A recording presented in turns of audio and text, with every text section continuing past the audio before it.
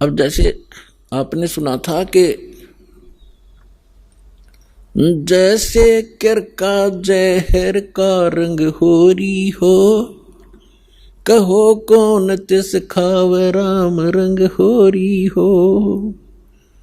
अब जैसे जरा सा भी कोई पाप आप करोगे, आपको ऐसा लगेगा जैसे ये विष का कण है। जब आपको ये पता है कि ये वस्तु जो पदार्थ यहां पर गिरा है ये विष है और उसका एक कण भी पड़ा हो, और विष के अवगुण से आप परिचित हैं, उसकी हानि से परिचित हैं, उसका एक कण किरका कहीं गिरा हो, क्या आप उठाकर जीभ पर लगाओगे? उसको उठाकर ऐसे स्थान पर दबाओगे किसी और के भी हाथ ना लग जा, और अपने हाथ में भी 6 साबुन से धोओगे।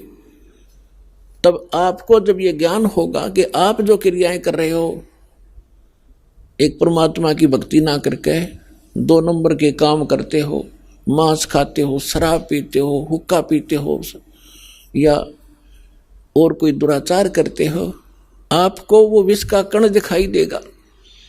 और जो व्यक्ति बुद्धिमान होता है, जैसे बालक तो गलती करते हैं, वो विष भी खा जाते हैं, मर जाते हैं, खाएंगे तो मरेंगे भी।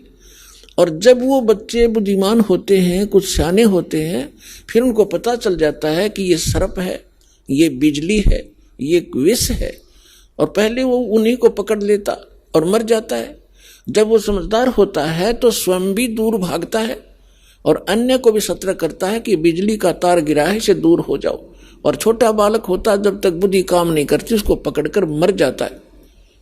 सर्प को भी छू लेता, पकड़ लेता है, उसको डस जाता है, वो मृत्यु को प्राप्त हो जाता है।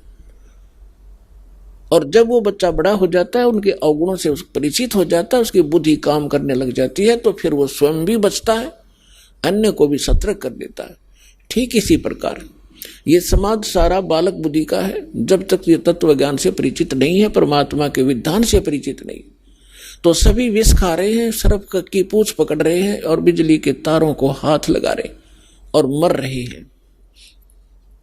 अब इस ज्ञान से, इस तत्व ज्ञान से आपका कलेजा हिल जाएगा।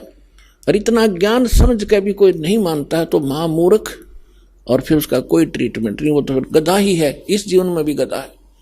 जब हमें प्रत्यक्ष दिखाई देता है कि परमात्मा हमारे साथ हो जाएगा, तो हमें कोई दुख नहीं रहे। राजा भी भगवान की खोज में फिरता है, कोई संतों से मिलता है, कोई जंतर मंत्र कराता है। राजा से बड़े तो आप नहीं हो सकती प्रजा, ना सुखी हो सकती जैसा तुम मानते हो। राजा भी अपनी आपत्ति में परमात्मा की आड़ लेता है और आपको सीधा ही भगवान मिल रहा, तो फिर आपका कौन सी कमी आवेगी, ये विचार करने की बात है। पहले तो दास आपको परमात्मा के विधान और इस ज्ञान से इतना परिपूर्ण कर देगा कि आपके हृदय में ये पक्की बात समा जाएगी कि कबीर इज गॉड, और ये रियलिटी है, वास्तविकता भी है। और फिर ये ऐसा प्रमाणित कर दूंगा कि ये भक्ति है, ये विधि है भक्ति की, और विधि नहीं है। आप बुद्धिमान हो, हमारे पास सदग्रंथ हैं, प्रमाण हैं, जिन महापुरुषों ने ये मंत्र जाप किया उनका उद्धार हुआ, वो मोक्ष हुआ, हम भी मानते हैं ये मुक्ति प्राप्त हुई इनकी। उनके अतिरिक्त कोई मोक्ष प्राप्त प्राणी नहीं है। चाहे वो सिद्धि कितनी ही कर गया हो, चाहे वो कितने चमत्कार दिखाकर मर गया हो, लेकिन वो मोक्ष प्राप्त नहीं है।